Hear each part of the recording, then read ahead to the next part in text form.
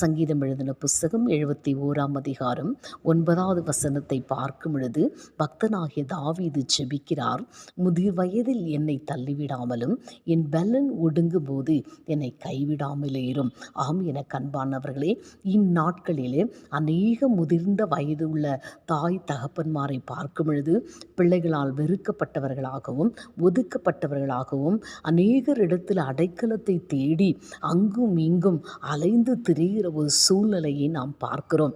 இப்படிப்பட்ட சூழ்நிலையில் உலகம் நம்மை கைவிட்டாலும் கூட நம்மை உண்டாக்கின தேவன் நம்மை நேசித்து அரவணைத்து நம்மளுடைய பலன் ஒடுங்கும் பொழுது அவருடைய பலனை தந்து தாங்குகிற ஒரு தெய்வமாயிருக்கிறார்.